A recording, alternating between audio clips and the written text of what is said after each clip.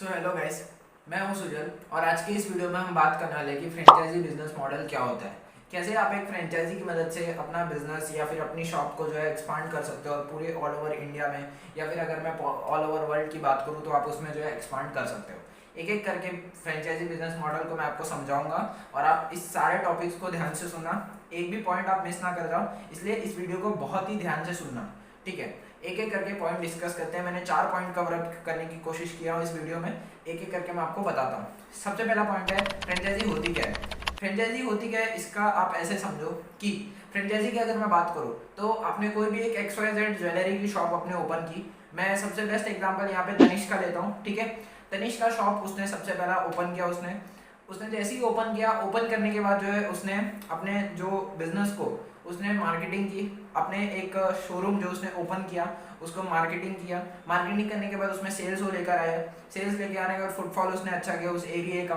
उसके बाद लोगों को बताया कि आपके एरिया में कोई एक तनिष्क नाम से एक ज्वेलरी की शोरूम खुली है। ठीक है, तो उसके लिए उसने एक मार्केटिंग की, बहुत सारे उसने स्टाफ हायर किए उसको चलाने के लिए। और उसको जैसे ही लगा कि उसने जो है अपना बिजनेस जो है उसका अब एक्सपांड वो किया जा सकता है, अब उस पर अच्छी खासी फुटफॉल आ रही है, तो उसने क्या किया, फ्रेंचाइजी की मदद से जो है अपने बिजनेस को एक्सपांड किया। बेसिकली उसने क्या किया कि अपना जो नाम दिया उसने, तनिष्क जो ज्वेलरी का जो शोरूम का जो नाम है तनिष्क करके, तनिष्क को उसने उठाया और किसी और को उस नाम से किधर और किसी और एरिया में उसने शोरूम ओपन करने की परमिशन दी।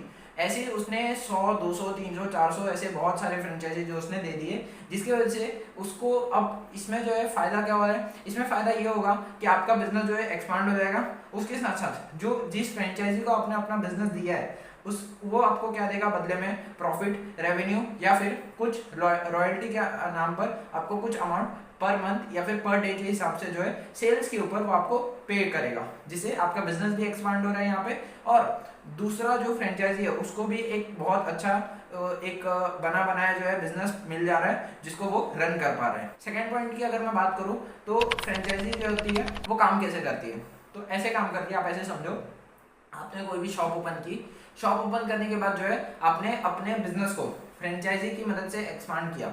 मतलब यहाँ पे जो फ्रेंचाइजी होगा वो आपका नाम को यूज करेगा, ट्रेडमार्क को यूज करेगा और जो भी डॉक्यूमेंट्स वगैरह होंगे वो उसको यूज करेगा और आपके नाम से वो दूसरे किसी एरिया में, समझो मुंबई में उसने पहले ओपन किया है, आपने मुंबई में ओपन किया और आपको हैदराबाद में खोलना है, बेंगलोर में खोलना है, दिल्ली में खोलना है, तो उसके लिए जो आप फ्रेंचाइजी की मदद लोगे वो ये सारी जगह पे अपना शोरूम खोलेगा और आपके नाम से जो वहाँ पे वो शोरूम जो है चलाएगा। ठीक है, ऐसे जो है फ्रेंचाइजी मेथड काम करता है। और इसके बदले में जो मैं आपको स्टार्टिंग में बता चुका हूँ, जो कि है आपको रेवेन्यू या फिर कोई प्रॉफिट या फिर रॉयल्टी के अमाउंट में आपको फीस पेड करेगा। स्टार्टिंग में कैसे आप करोगे ये सब, स्टार्टिंग में आप ऐसे करोगे कि सबसे पहले जब वो आपके पास आएगा फ्रेंचाइजी लेने के लिए, तो फ्रेंचाइजी लेते वक्त वो आपको सबसे पहले एक फ्रेंचाइजी फी पे करेगा, जो कि डिपेंड करता है कि आपने कितना फ्रेंचाइजी फी रखा है। उसके बाद आपको कुछ और अमाउंट पे करेगा जिससे आपको अपने जैसा शोरूम उसको जो एरिया में वो चाहता है उस एरिया में आपको ओपन करके देना पड़ेगा। यहाँ पे एक सबसे मेन पॉइंट लोकेशन का आपको ध्यान रखना है, क्योंकि सब लोग गलती यही कर देते हैं। वो लोग क्या करते हैं कि पैसे ले लेते हैं, पैसे लेने के बाद जो है वो कोई भी लोकेशन पे ओपन कर देते हैं, तो बाद में वो काम करती नहीं है, इनडायरेक्टली जो है लॉस आप ही की कंपनी का होता है। तो आप लोग ध्यान रखना, लोकेशन जो है परफेक्टली आप डिसाइड करो। अगर फ्रेंचाइजी जो है वो अगर नहीं कर पा रहे लोकेशन डिसाइड, तो आप उसकी हेल्प करो, क्योंकि है तो आखिर आप ही का नाम, वो आखिर आप ही के नाम को यूज कर रहा है, तो इसीलिए आपके नाम का एक अच्छा रेपुटेशन मार्केट में बनना चाहिए। तो इसीलिए आपको जो है अपने बिजनेस को एक्सपांड जब आप करने के लिए जाओ फ्रेंचाइजी की मदद से, तो आप ध्यान रखो कि स्टार्टिंग में जो है आप फ्रेंचाइजी की पूरी पूरी मदद करो। ठीक है, जिससे वो भी अपना बिजनेस जो है ग्रो कर सके। थर्ड पॉइंट की अगर मैं बात करूँ तो थर्ड पॉइंट है हमारा कि फ्रेंचाइजी कितने टाइप की होती है। ठीक है, तो बेसिकली फ्रेंचाइजी जो है वो 3 टाइप की होती है। पहला जो होता है हमारा कोको मॉडल। कोको मॉडल मतलब कंपनी ओन कंपनी ऑपरेट। इसका मतलब क्या हुआ, इसका मतलब ये हुआ कि आपने कोई भी फ्रेंचाइजी जब आपने दी तो फ्रेंचाइजी देते वक्त कंपनी ओन करेगी, यानी कि उस स्टोर के ओनर भी जो है आप ही रहेंगे, आप ही को उस कंपनी को संभालनी है। और कंपनी ऑपरेट यानी जो भी ऑपरेटिंग का खर्चा रहेगा उसका, कोई भी आपको उसका रेवेन्यू देखना रहेगा, उसका प्रॉफिट देखना रहेगा, सेल्स देखनी रहेगी, उसकी मार्केटिंग देखनी रहेगी, वो सारी जिम्मेदारी जो है आप ही की होगी। सेकेंड पॉइंट जो हम बात करते हैं वो है हमारा फोको मॉडल। फोको मॉडल मतलब फ्रेंचाइजी ओन कंपनी ऑपरेट। इसका मतलब ये हुआ कि वहां पे उस बिजनेस को जब एक्सपांड करने की बारी आएगी, कोई भी एक बिजनेस को जब एक्सपांड करने की बारी आएगी फ्रेंचाइजी की मदद से, तो फ्रेंचाइजी जो रहेगा वो बाहर से आएगा और आपके बिजनेस में वो पैसा लगा के बाहर हो जाएगा। उसके बाद उस बिजनेस को चलाने की जिम्मेदारी आप ही की है। ये जो पॉइंट है सेकंड वाला फोको मॉडल जो है ये थोड़ा सा प्रॉब्लम क्रिएट करता है, क्योंकि क्या होता है कि आपके पास कोई आया, पैसे लगा के वो चला गया और आपकी हेल्प नहीं हो रही है। मतलब यहाँ पे सारी चीज़ें आपको देखनी है, आपको सेल्स, मार्केटिंग और जितनी भी चीज़ें है, मतलब कंपनी को चलाने का खर्चा, वो सारी चीज़ें आप ही को देखनी है। इसमें खाली वो पैसा बाहर से आएगा एक इन्वेस्टर की तरह जैसे इन्वेस्टर आता है वो पैसे अपने इन्वेस्ट करके चला जाता है किसी कंपनी में, वैसे ही फ्रेंचाइजी आएगा आपके बिजनेस में, वो पैसा इन्वेस्ट करेगा और उसके बाद वो बाहर निकल जाएगा। उसके बाद चलाने की जिम्मेदारी आप ही की होगी। तीसरा जो मेथड होता है फ्रेंचाइजी का वो होता है फोफो मॉडल, यानी कि फ्रेंचाइजी और फ्रेंचाइजी ऑपरेट।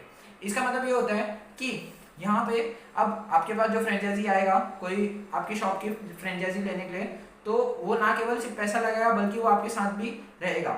यानी कि इस मेथड में जब फ्रेंचाइजी आपके पास आता है तो आपको वो कुछ पैसे देगा, ठीक है, फ्रेंचाइजी फी देगा, कुछ और पैसे देगा आपकी फीस के अलावा, जो आप उसके जो भी आपने शॉप ओपन किया उसके इक्विपमेंट्स को खरीदने के लिए, उस स्टोर में जो भी सामान लगेगा उसको खरीदने के लिए, और अपने जो शॉप उसका भी बनाने के लिए वो आपको पैसे देगा। और उसके बाद जो है उस स्टोर को चलाने की जिम्मेदारी जो होगी वो फ्रेंचाइजी की होगी।